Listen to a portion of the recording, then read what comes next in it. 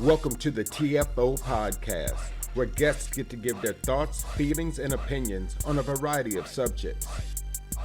This podcast is hosted by your very own Stacy Cook, and as always, sponsored by Fool's Guide Life Coaching. Follow me on all social media platforms. So give it up for our guest today. Yeah. Okay, so Chris, let's start off with introductions. Well, my name is Chris Four, and I've worked with Stacy for many years. And Stacy is not only somebody I work with, but he is considered one of my best friends. You know, we worked together in a lot of different capacities, but at some point I became a life coach, and I think that was good. I think it was good timing because when I became a life coach, you had like a life event, right, that I was able to help you through. Yeah. So if you want to speak to that. Well, I had a life event that was very tragic. My husband of 22 years passed away suddenly.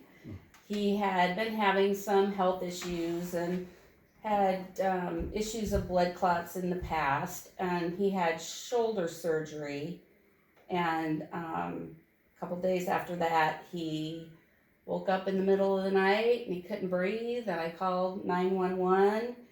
And my daughter-in-law is a nurse that lives next door, called her and my son, and they came down, and my daughter-in-law did CPR on Dan, which was my husband's name, and the ambulance arrived, and I'm pretty sure that he passed away in the bathroom of my house that I'm in now, and because they wanted me not to see when they took him out. They put him on like a ventilator, and then we got to the hospital, and it was probably 5 minutes after that they came in and said he didn't make it. So. Yeah.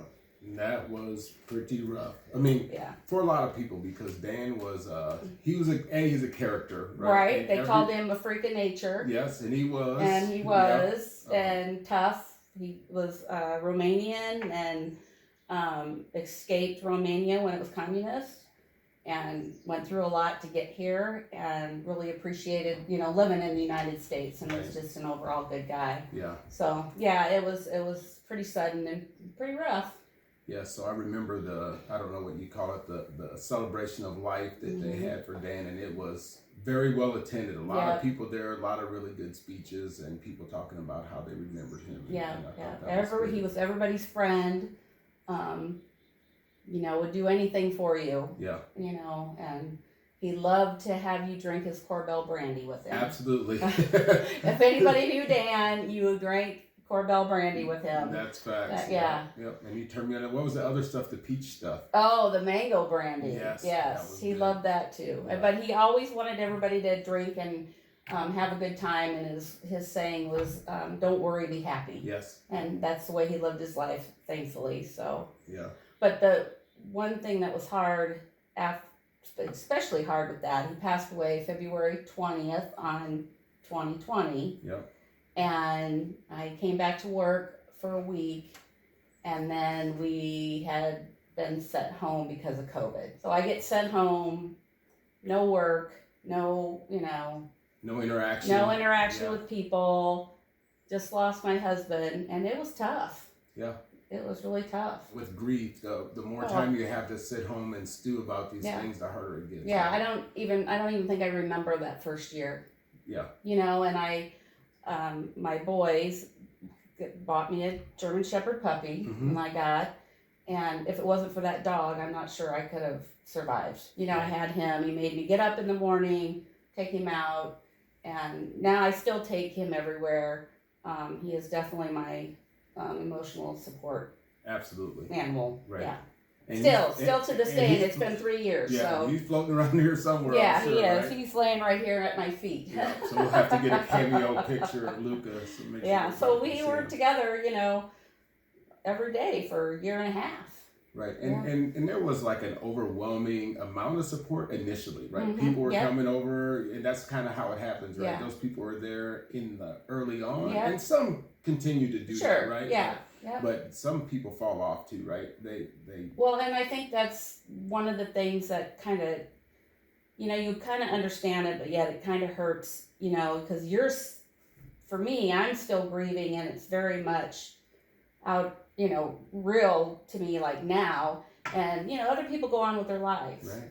And, you have to accept that and try to deal with that. And, but that's what life is. That's what happens. Yeah. Not that to say that people don't think about me or whatever, but it's kind of in the back of their mind now, right? Yeah. So one of the things that I noticed was, as you were starting to post pictures and you kind of got back on social media after some period of time, a lot of those pictures were Dan. So you were, and it seemed like you were reliving a lot of those things. And I totally understood it, but I just know that makes it a little bit harder, right? Yeah, and then memories pop up on Facebook, and then, you just kind of, you just have to kind of deal with it. And so if you're with somebody for 22 years, you guys had vacation spots, you had vacation friends, you had all this stuff, and I'm sure the draw to continue to do those things. So we had a big camper, and we camped every weekend, and after he passed, it was like, well, I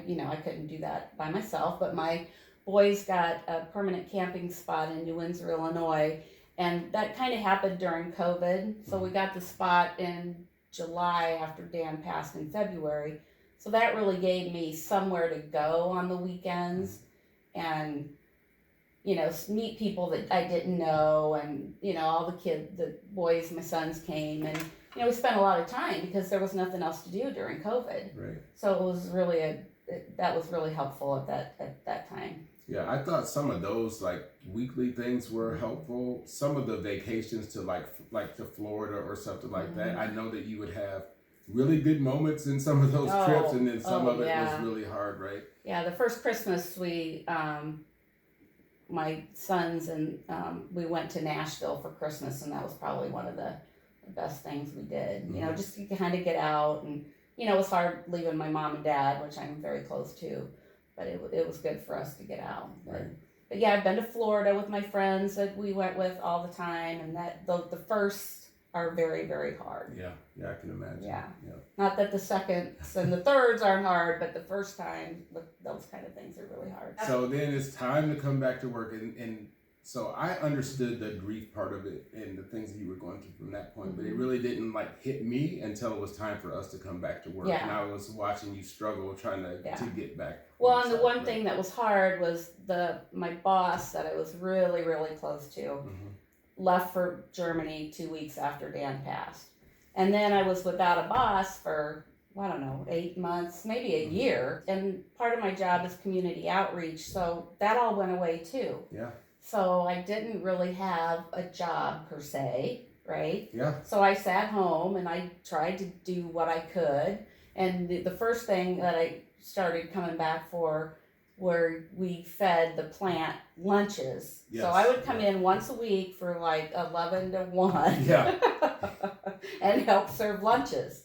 And that was rough too. Yeah, even that small amount of time. I could tell that it was hard on you just to come back. Yeah, it was. It was just, At the beginning, there was a lot of Chris is going through this. Let Chris come back on her own time. But eventually, a little bit of pressure started getting put on you. Yeah. How come you're only working so few hours, so I think the staff really just wanted to give me the time I needed, and that I'm thankful for that.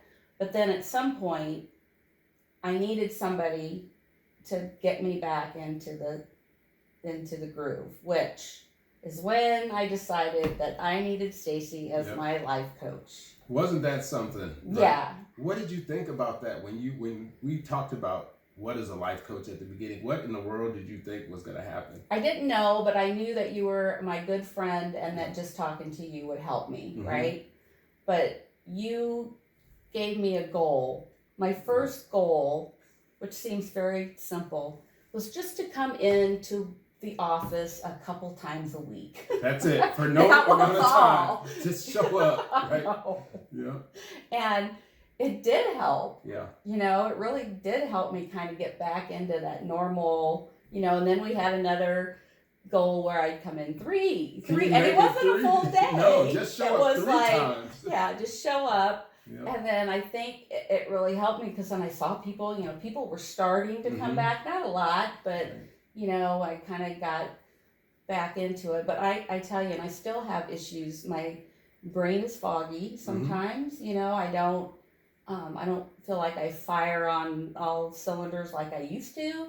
And I think part of that is being home from COVID. I think right? And plus the tragedy that happened, with Dan. But and I feel like things are getting better, every day is better and but yeah. So that was my first goal with my life coach. Yes, it was. I remember, can we do 1 day a week, 2 weeks in a row? Yeah.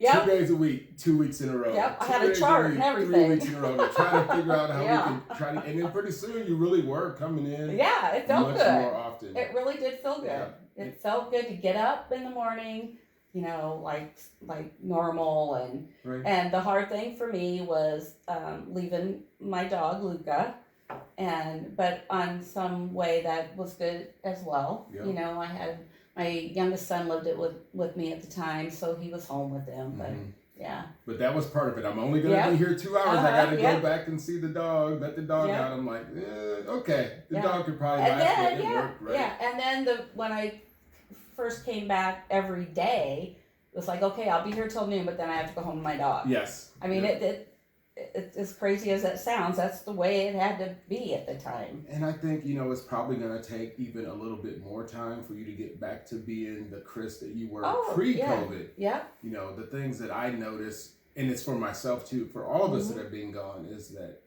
you're not exactly the same. And I'll tell you what I did the other day. You're going to laugh. Okay. But I do have issues with, I was writing notes everywhere and everything, and I finally decided I'm going to get an old Franklin planner.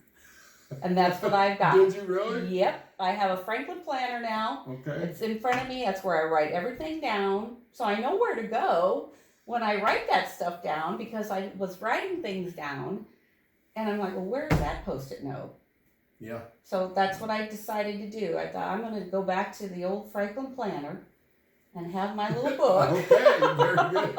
And I still put it in my computer. I kind of do it both. But, when you're sitting there taking notes or somebody comes in and says, I need that, if I don't write it down, then I don't, it's hard because I don't always remember it. And I have that recall like I used to. Yeah. One of the other things that I was so happy for you for was that you didn't have a lot of the other troubles that other people did because you were financially secure. Right. There was a lot of people that when things like this happen to them, they have all these different things to worry about. You didn't really have that. Well, I was lucky because I had life insurance for Dan at my work, and he had it at his work. And we had a modest house, and we'd been there a long time, and so I was able to pay off the house and invest some money and get a new car and kind of doing all that stuff that you kind of need to. And, I'm thinking about working to retirement, Right. And, so I was very lucky in that sense. Yeah. When you talk to people about planning, it doesn't seem like you're ever going to need these things. Like, No. oh, you're doing this and you're doing that. But when that came forward, it took a lot of weight off of you that you didn't have to manage. Oh, yeah. And I can remember, so we'd always, we kind of upped life insurance for him each year, kind of get the extra bonus.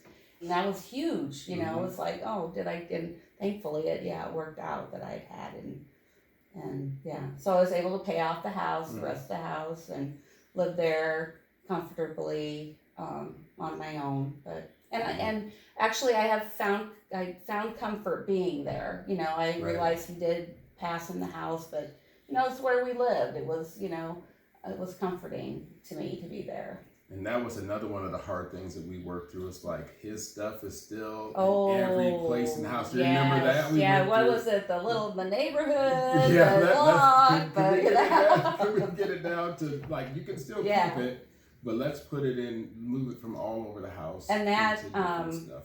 that analogy is totally correct. Yeah. I mean, you hang on to that stuff. I remember my sister, she's like, let me clean out this closet. I'll get rid of Dan's coats. And I'm like, oh, no, that's you right. won't. No, you won't. I remember. And you know what? Yeah. Recently, I got rid of his coats. Yeah, but it's okay for it to take some time to go through that. I remember saying, just if you could put it all in one room, Yeah. would be a good starting Yeah, point, right? right, If we yeah. can just get it all in one room and Dan could have his own room, Yeah. right? And then if we can just move it into the closet, right? Yeah. And then we just kind of work through that. That's very, very true. Yeah. Next up came my next goal. Your next goal was, Chris, you can't just sit here by yourself for the rest of your life. You know, Dan wouldn't want that for you. No, right? Dan would want me to be happy.